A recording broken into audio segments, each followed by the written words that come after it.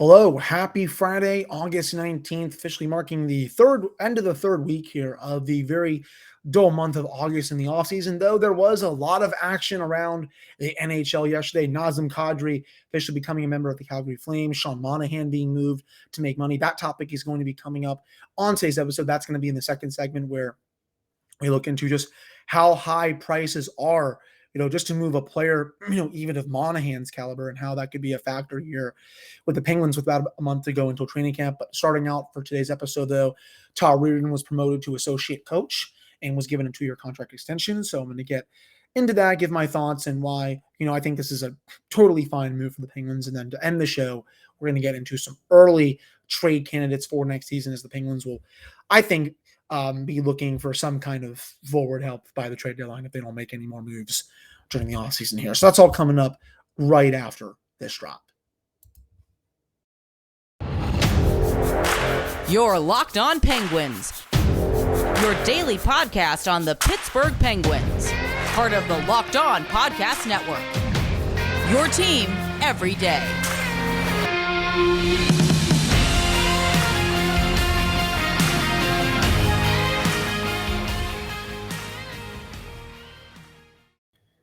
Hello, welcome back to another episode of the Locked On Penguins podcast. I am your host, Hunter Hodes. Remember to follow me on Twitter at Hunter Hodes. You can also follow the show's Twitter at LO_Penguins. And of course, thank you all so much for making this your first listen of the day. So, was pretty quiet, obviously, in Penguin land. And then, boom, the team announces Todd Reirden has been promoted and has been given a 2-year contract extension. He is now the associate coach of the Penguins, right under Mike Sullivan. And Ron Hextall said on the official website, he plays an important role on our coaching staff. He has a proven impact on the defensemen and contributes to the coaching staff as a whole with his wealth of knowledge from over a decade as an NHL coach. We are excited to extend his contract. Mike Sullivan even said he challenges us as coaches to be better every day, and his relationships with the players are invaluable. He is deserving of this promotion. We are excited for him.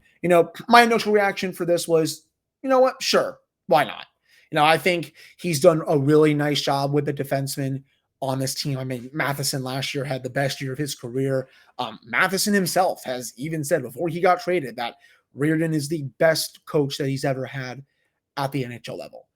That is how important he, was when he was here for those last couple of seasons. He really, turned his game around, cleaned up a lot of those defensive issues that, were plaguing him when he was in Florida, and then unlocked even more parts of his offensive game. And boom, you saw a defenseman that really flourished, even though it was on the third pairing for a lot of last year. But, he still put up the best numbers of his career. And a lot of that was due to Reirden. Kris Letang, he had one of, if not the best season of his career last year, set a new career high in points, was great in the defensive zone. His underlyings are really good. Him and Todd have always had a very close relationship, going way back to when Reirden was on the staff, when Dan Bylsma was here. So, those two are very close. I thought Chad Ruhwedel last year made a lot of big time strides. Heck, remember, even when Cody Ceci came in, we were all like, well, Cody, he's not been good anywhere, but, they have Reirden here and he's able to turn his game around. Cody goes out, signs a massive extension, a massive deal with the Edmonton Oilers where he's getting, over $3 million per year to play on the third pair. So, he knows what he's doing. And, part of that, you saw he got head coaching opportunities this year. The Chicago Blackhawks, they interviewed him for their job. I think the Boston Bruins, it was either him or Verlucci that they interviewed. And I think, honestly, now that he's an associate, and teams are starting to see the success that he's had with the Penguins again, I think it's only a matter of time before he becomes an NHL head coach again. Maybe it's next year. Maybe it's the year after that. If he's still on the staff, I would like to think that he will be. But I think the Penguins are grooming him, even though they like him, but I think they're kind of grooming him to get another shot at being a head coach in the NHL. Now, a lot of people are probably going to say to me, well, Hunter, what about the power play last year? And yes, I understand. The power play was not as good as it was the year before. It finished 19th in the NHL. But I do think, it's not just, what Reirden is drawing up. I think the scheme is mainly okay. I think part of it, or a decent chunk of it, is that it's the execution.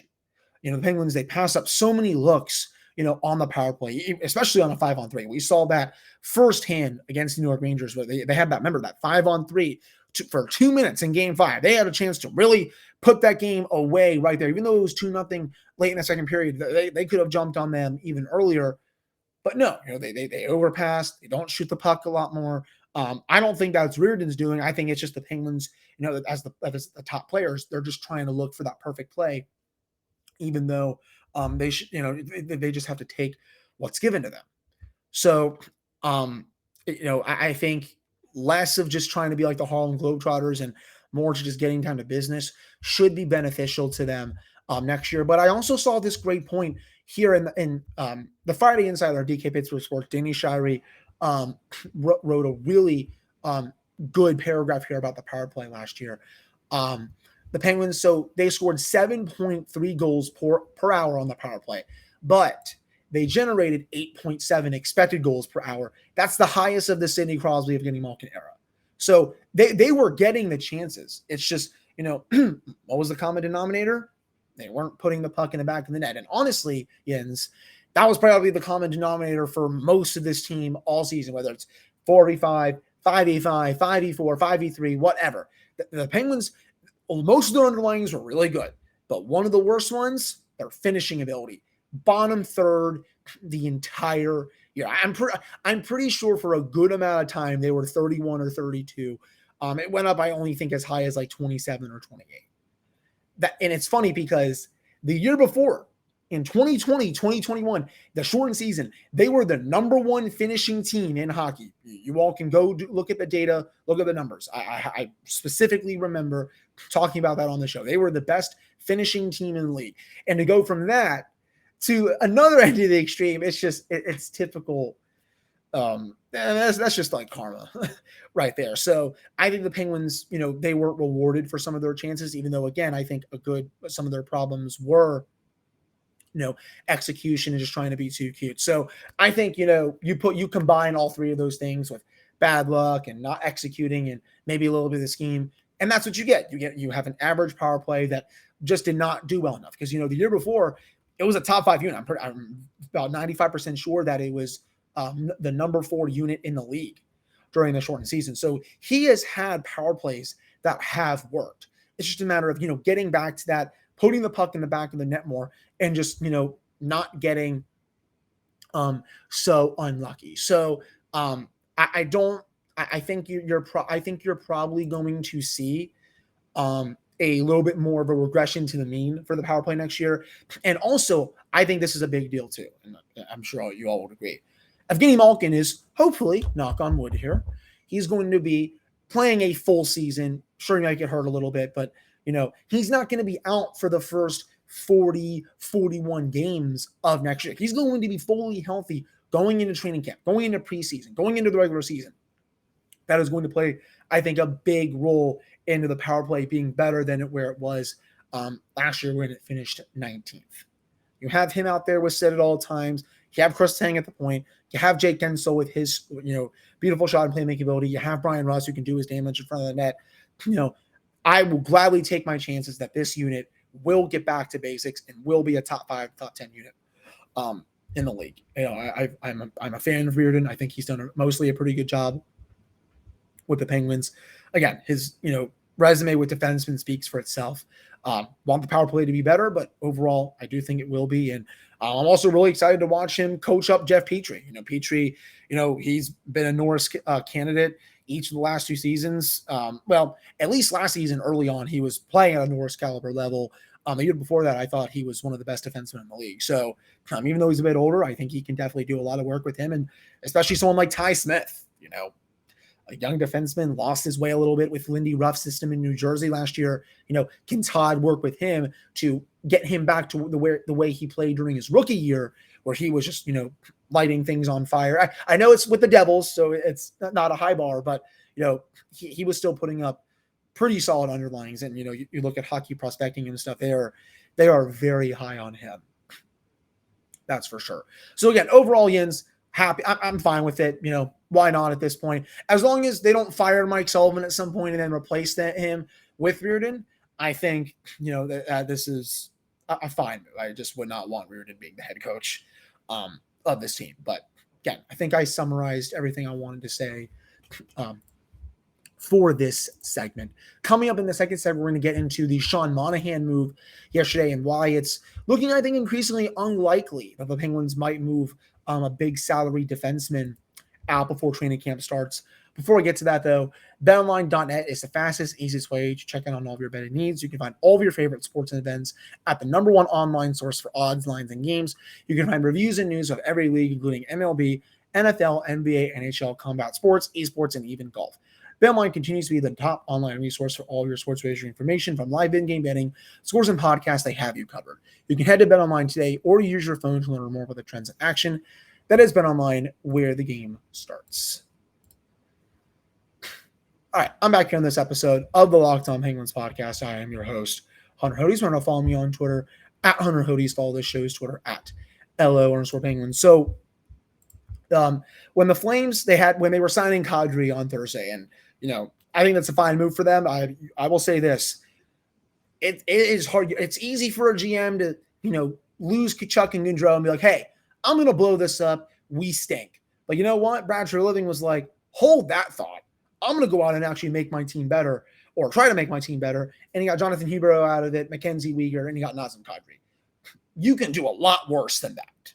That you are still, I think. They are still a playoff team in my eyes. The Pacific Division is very weak going into next year. You have no idea who the favorite is at this point. What, Edmonton?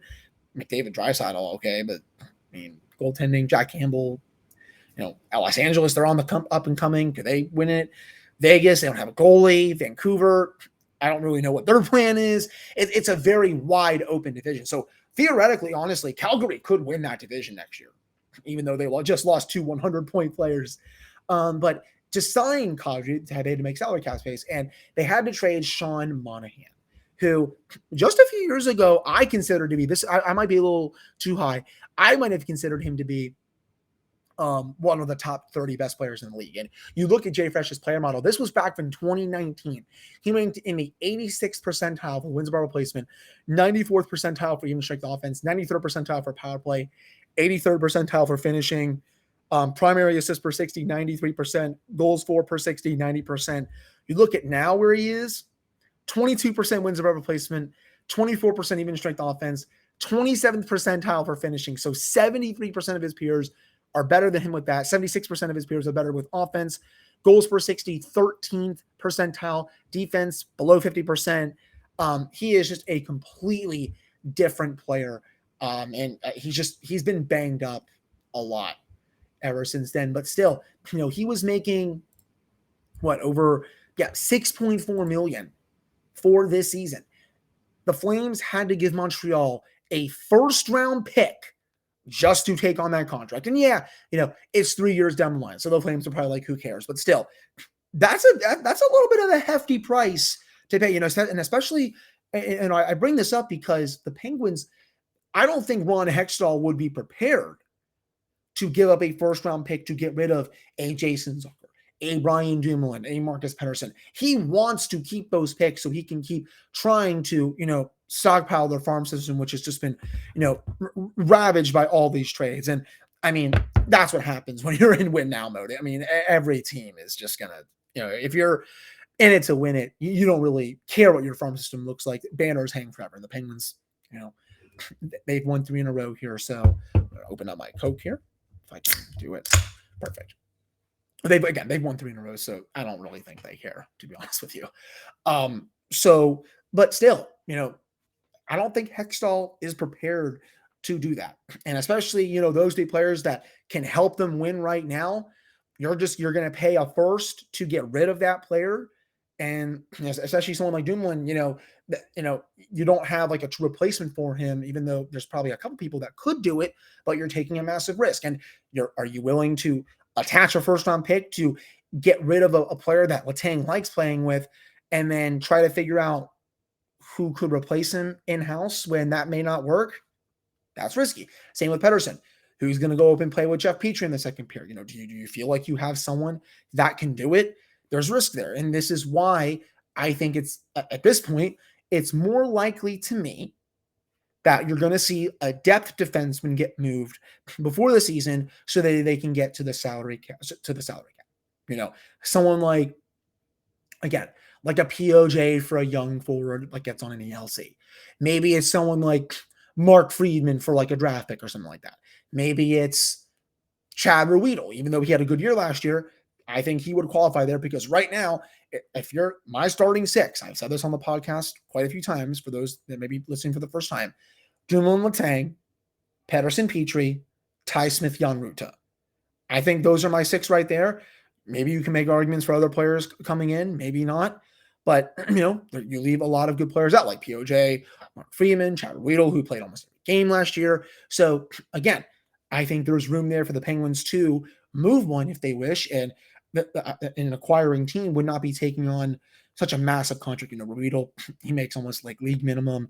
POJ, I think, makes under $1 million. I'm pretty sure Mark Friedman, he doesn't make much more than $1 million either. So, they have the room, or they have, what it takes to deal with one of those players. It's all a matter of, does an acquiring team take an interest in one, in one of those three players? That's, I think, the big thing for me. And sure, again, maybe you get back a bottom six forward who's, decent killing penalties. Maybe you can provide some offense. Who knows? Again, Niels Höglander, that's the guy I would look to target from Vancouver. I know the Canucks need some defenseman help. Jim Rutherford always knows the Penguin system very well since, he was a general manager here, and Patrick Alvin, he does all the work there too. But, excuse me, I do think, if there is a move that's going to be made, probably going to be a depth player that, you can just, replace pretty easily. And at that point, you have your salary cap space. You can move some forwards down to Wilkes-Barre and all that.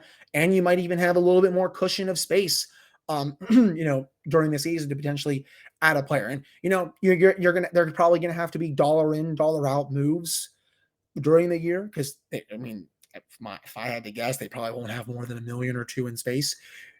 If they do end up making a depth move here. So, I do think, they would want to have as much cap space as they could. And I'm sure if they could have made a move by now, they would have. But again, like the prices are just sky high right now. And Monahan, again, that's a fourth liner at this point. Sean Monahan, he would have went for a hell of a lot more just a few years ago. I'm going to pull up his numbers. I'm going up to Hockey Reference here from this past season. So from 2018-19, he was a 34 goal player. 2019-20, 22 goal player. The last 2 years, 18 total goals. Just has not been the same player. And the Flames, they still had to move a first rounder to move a player who is just not what he used to be. Teams, they're asking hefty prices. And this is the flat cap world that we are living in. This is why so many teams have not made a lot of moves. Look at the New York Islanders. Maybe that's partly due to Lou Lamoriello not playing 4D chess like some people are saying he was. But, this is the world we are living in at this point. So wanted to take a few minutes to discuss that move and, why I think it's going to be more difficult for the Penguins to trade one of those, higher paid defensemen than it would be a depth fee. I still do think they make a move, but if you had to ask me, I'm kind of leaning towards maybe a POJ, Friedman, Chad Ruedel, one of those three guys. I think in a perfect world, or in a good world at least, excuse me, Ty Smith is playing next year. I don't see a way he starts out the season in Wilkes-Barre. I think it's malpractice if he does, to be honest. I think a player like that needs to play. He's played most of the last couple of seasons in New Jersey. Curious to see how he does at camp, but I think when you acquire someone like that for John Marino, who was a very steady top four defenseman for this team, but for the most part, that player needs to play, at least for asking me. But that'll do it for this second segment of the Locked On Penguins podcast for today. Coming up in the final segment, we're going to get into some way too early trade candidates for next season and who I think could be moved for a rental for, maybe someone with a little bit more term. So stick around for that coming up in this final segment. All right, I'm back here on this episode of the Locked On Penguins podcast. I am your host, Hunter Hodes. Remember to follow me on Twitter at Hunter Hodes. You can also follow the show's Twitter at @LRSPenguins. Let me take a nice sip of this Coke here. I swear that always hits. During, I've been learning while I've been recording, you cannot go almost like 30 minutes without not drinking something. I'm not gonna have alcohol tonight, but anyways, let's get into some way too early trade candidates for next season. We obviously saw last season Dominic Simone, he was moved out in the Ricardo Rakell trade. Zach Aston Reese, he was moved out. I don't think he's really signed yet. Anyway, Aston Reese, that is. But for this year, if they do, again, I said this in my second segment, if they do want to go out and get another impact forward, if they don't get one before the season starts, it's gonna have to be a move that's dollar in and dollar out, like you saw last year, because that's just the reality that we live in here. The Penguins, they don't have a lot of cap space available where they can just be like, oh yeah, we'll ship out a bunch of picks and prospects for they have to ship out players and picks and maybe a prospect to go out and get a pretty big fish.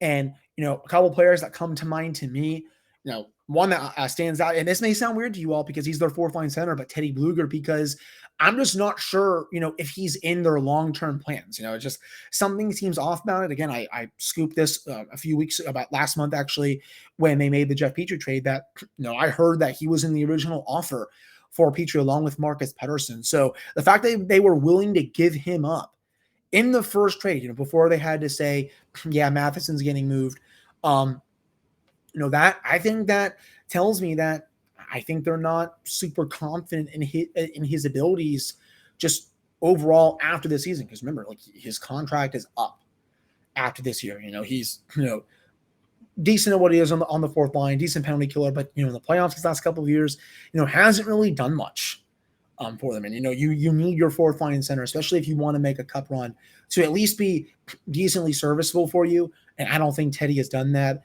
I definitely could see him being moved in the deal if it's right. Another player I think that could be moved, potentially Brock McGinn. I know a lot of people have been saying that during the offseason here. I think it would have made sense to move him, but I don't think, Ron Hextall's ready to give up on him just yet. I thought he had a really solid first half of last season. Second half, though, not the same. Was hurt for a little bit. Came back. Obviously was not the same player. Had a goal for them, I think, in the playoffs. And then obviously took that pathetic penalty in Game 7 overtime where he's just holding the stick. I mean, you just cannot do that, especially when it looked like the Penguins were in the offensive zone there. It would be nice to get that $2.75 million off their cap book. Off their cap, excuse me, for being technical. But I just don't see that happening right now. But again, I could see it next year because, again, the Penguins, they did trade 2 fourth liners at the deadline last year. Could we see history repeat itself here? Those are the two main forwards that I think I'm kind of looking at. Defenseman wise, maybe Pettersson, but I think they would also just like to ride it out with him. Don't think they would touch Dumoulin during the season. I think that would just if you're gonna keep Dumoulin going into the season, you have to keep him throughout the year. I think that would just be ridiculously dumb. I don't think anyone from the top 6 would get dealt. Not even Jason Zucker. I think if you're not willing to buy him out this year, which I support, I don't think buying him out would have made any sense. If you're not willing to move him in a salary cap dump to free up $5.5 million and attach a high draft pick, why are you looking to move him and a deal? I mean, maybe it could happen, but I do see that as a little bit unlikely for me. Maybe Kasperi Kapanen, I think he could potentially be trade bait. If he's not having a good season, I could definitely see Ron Hextall being like, okay, we can attach him here as kind of like a dump to make the money work. Maybe we can, have another big asset here to get another forward back. And, maybe a team goes for it, maybe it doesn't. But, I could definitely see him being trade bait either next year or the year after. But I think especially this year, I don't think Jeff Carter is going to be dealt. He's going into the last couple of years of his contract with his extension. Outside of that, though, I don't really think there's too many other trade candidates for during the season. If none of these depth defensemen are moved and they just send someone down to make it 8 defensemen, I'll include the 3 that I have for the finals for the last segment, which I think could be the move before the season. And, I think they can move one of those depth D in a trade for a forward, like, POJ, if he's not getting all playing time, Mark Friedman, Trevor Weedle, those kind of guys, even though I do think the Penguins like being pretty deep on defense. So I think those are the main players that I'm looking at for, early season trade candidates: Brock McGinn, Teddy Bluger, POJ, Mark Friedman, Chad Weedle, Kasperi Kapanen, maybe outside chance Jason Zucker. Prospects wise, I don't know, Sam Poulin. It's just, I don't think they would trade Valtteri Puustinen. I don't think they would trade any of their draft picks from this year's class. I'm not really too focused on that, just because the Penguins, they always like to include a high pick and at least one prospect in there anyway. But I think that'll do it for this episode of the Locked On Penguins podcast. I really appreciate all of you listening to this one. Next week is the final week, full week of this month. We are almost to September, if you all can believe it. After that, September starts on that Thursday. So half of the week after is August, but after that, September is finally here, and then we will get training camp in just a few short weeks. So almost out of the dog days. Really excited that you all keep listening to the show. I'm just, really getting happy that we get closer and closer to hockey season coming back. So again, thank you all so much for listening. I really appreciate it. And I'll talk to you all on Monday. Have a wonderful, wonderful weekend, and go Steelers.